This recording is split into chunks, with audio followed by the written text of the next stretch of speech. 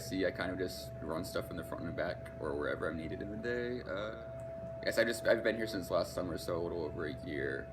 I'm actually only in charge of stuff because this summer the other guy, assistant manager in charge, got fired. So they're like, oh shit, we need someone to help from the store. So I got kind of just like pulled and yanked to do that job. So I've been doing it since the summer. That's when I started taking inventory, doing the trucks.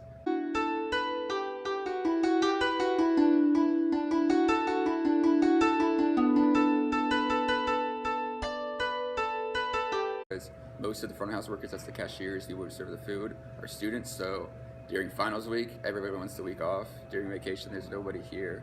That people only are here about a year or two before they're moving off to something else. And it usually takes, I'd say, it takes people to be fast and actually like really on the job and not having to be told to do stuff. It takes a few months for some people.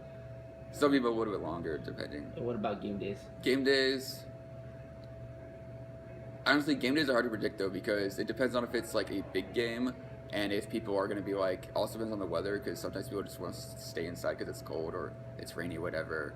Or if it's like, sometimes there's more tailgating, so actually during the games or before, there's not as many people. And it also depends on the time of day of the game, because if the game gets out early, they're going to come after. If it's a 6 o'clock game, then it doesn't matter so much to us because once it's over, we're already closed. Yeah. So, I mean, it's hard to predict though. There's also like holiday weekends are usually a big thing at other stores, but for us, because we're on campus, usually people go home. So our business actually drops because even though people will come here like on vacation, like not vacation, but just like because the week's off, they'll go eat out. But there's fewer students, so the actual numbers are down.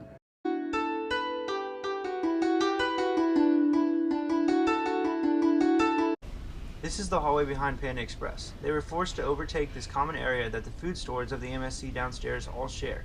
They were forced to do this because of their very small store and very limited storage.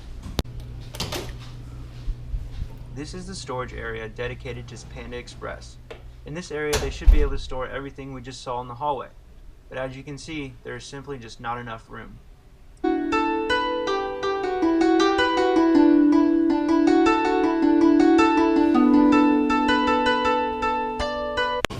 This is the area where food is cooked and prepared. If you have ever been to a Panda Express other than the one in the MSC, you can notice how much smaller the kitchen in the MSC's Panda Express is than others. But the MSC Panda often has a much larger lunchtime rush than many other stores that have a larger kitchen and more storage space.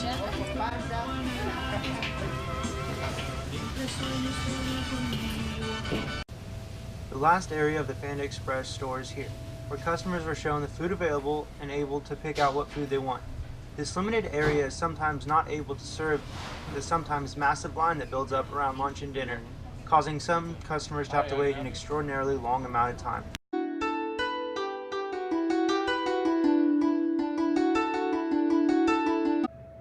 Yeah, sales are forecasted based on like the previous year's sales, but ours are a bit off because this year, since we actually have a fuller crew, better trained people, we're doing about 20-30% better every week, like 80,000 a week versus 60. So they try to project based on that, but the numbers aren't always accurate because people change their minds about what they're ordering. But we get 4 trucks a week. I think right now it's usually about $23,000 of food. So that makes up that's like $6,000 trucks. I mean, depending on the time of day, because we get them they double stack. Like we get one Sunday, one Monday, then one Wednesday, one Thursday. So when you have 2 trucks right back to back, you have a small and big one. Thursday we have a giant truck because we don't have another truck for 4 days. So you have to overfill that. And we have all the trucks because our store space is really small. We only have, I think the entire store is 900 square feet. And our freezer is really tiny. And whenever I have a full truck come in, it fills the thing top to bottom. So we can't actually get enough food to do more.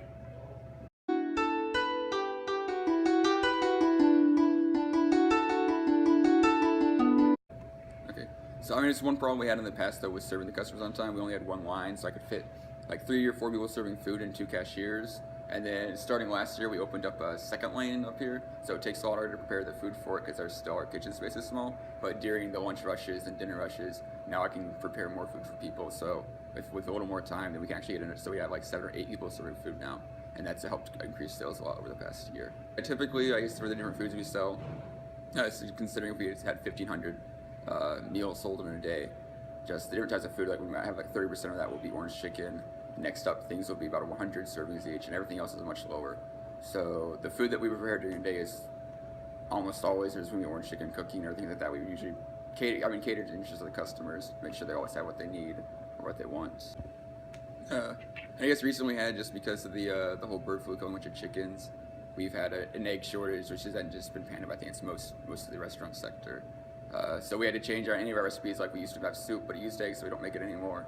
And then our fried rice used eggs in the recipe, so we've had to switch that up to use other ingredients. As far as changing, like, the customers not liking that, I mean, for the most part, I haven't had any complaints like that. But a few people have said they don't like it, whereas others said because they're vegetarian, they'd actually prefer it without the eggs. So I think any loss in sales because of that are probably offset by more sales from newer clients. Um, yeah, because of our small facility, we're actually not, our storage space is limited to just our store.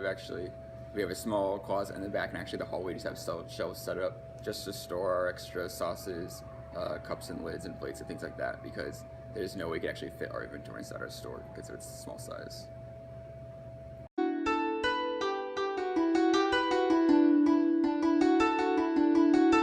I'd say probably, yeah, because I mean, since that's one of the main eateries down here, I think the other, like, Dunkin' and Sabisa are more open now because to accommodate for that, but I think we get more from that. Just, yeah, there's just not as many places to eat now, and then I know the other facilities in just the embassy itself, from what I hear from other customers, is they don't like to eat at them as much. So I guess we're a better choice in that regard. But I also think it's just because we're faster now, because usually the one still gets about as big as it did before. It's just now that since we can serve the people, then we can get them out faster and get more people in.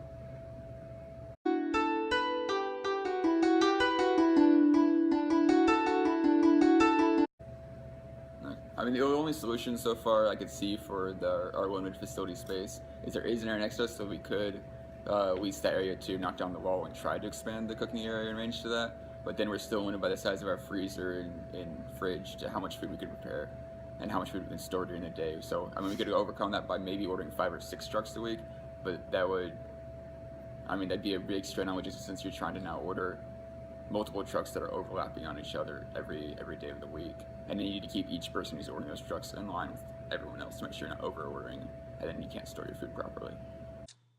After talking with Joe and touring the Panda Express facility, our group had a few recommendations for Panda Express. First, we said to consider opening another Panda Express somewhere else on campus to lessen the demand at this particular location. Or if that is not an option, to take over a venue on campus somewhere that has a larger space and more storage. Second, we said to focus on demand from earlier this year rather than demand from last year to estimate their forecast. We said to do this because demand is higher for this year and cannot be directly compared to last year due to places like the Commons being closed and more freshmen looking for places to eat. Lastly, we suggested that Panda Express plan further ahead for special events such as Ring Day or game days to ensure that there are enough employees and high demand food items on hand.